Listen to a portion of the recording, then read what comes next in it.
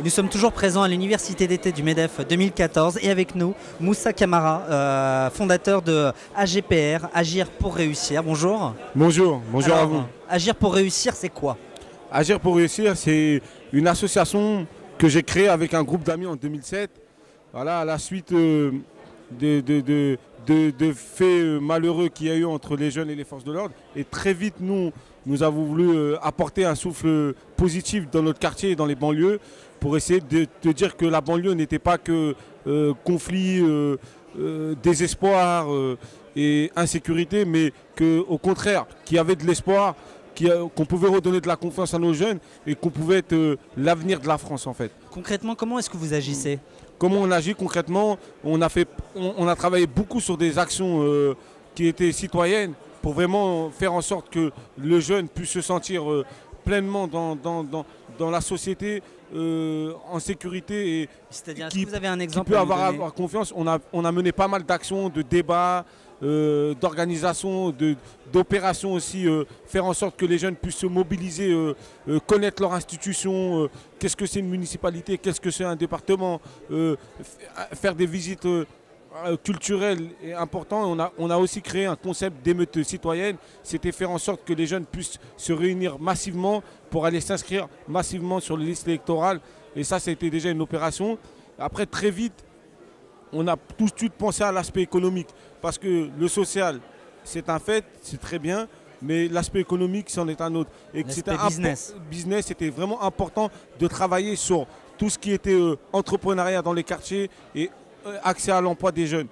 Donc d'où mon intervention aujourd'hui à la table ronde. Parce que c'est ça dont je voulais vous parler aussi. Vous êtes intervenu, donc, comme vous venez de le dire, à une table ronde ayant pour thème la valeur du travail. Voilà. Qu'est-ce que vous leur avez dit en plus déjà de ce que vous en avez déjà évoqué? Ce que j'ai dit lors de cette table ronde, je leur ai dit que la valeur travail était vraiment importante, que plus les années avançaient, plus elle était dévalorisée par pas mal de dispositifs qui sont mis en place comme les emplois aidés, les mini-jobs, etc. Oui. Et qu'il fallait vraiment travailler sur un projet de formation qui était vraiment un projet de formation qui allait en fait dans le sens du marché du travail en fait. Bien sûr. Voilà, qui est avec une formation qui était adaptée à l'offre et au marché du travail. C'était vraiment important de travailler sur ça. Vous avez ciblé des secteurs d'activité en particulier, par exemple le numérique. Ouais. Aujourd'hui c'est un secteur qui est en pleine expansion, mais malheureusement la France est 20e au classement mondial, quoi. Pourtant on est la 5e puissance mondiale. Et là, c'est un défi qu'on doit relever. Et j'ai donné cet exemple de l'école 42 que Xavier Niel a pu créer. Oui. Et vraiment, sans une école pour développer le codage. Sans diplôme pour développer le codage et programmateur. Donc ça, on en a besoin.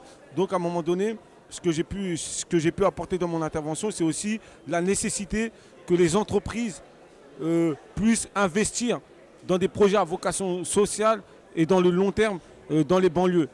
En créant des pépinières d'entreprises, en créant des incubateurs, parce qu'il y a beaucoup de... La banlieue fait partie là où il y a le plus d'entreprises qui se créent dans tout le territoire français. Mais c'est là aussi où il y a le plus d'échecs, c'est là où il y a le taux d'échec est le plus élevé, c'est dans les banlieues. Donc à un moment donné, comment on fait pour essayer de mettre des dispositifs afin de faire en sorte que ces entreprises puissent, au bout de 3-4 ans, avoir un taux de réussite de 80 à 90%. Et vous, vous contribuez en tout cas à essayer de faire baisser ce taux d'échec. Merci à vous, Moussa Camara. Je le rappelle, vous êtes fondateur de AGPR, Agir pour réussir. Voilà. Et nous sommes ici à l'université d'été du MEDEF 2014. Voilà. Et donc voilà, nous sommes là pour écouter les choses faites par des jeunes entrepreneurs comme vous. Je vous remercie de votre invitation et à bientôt. Très bientôt. Bon courage.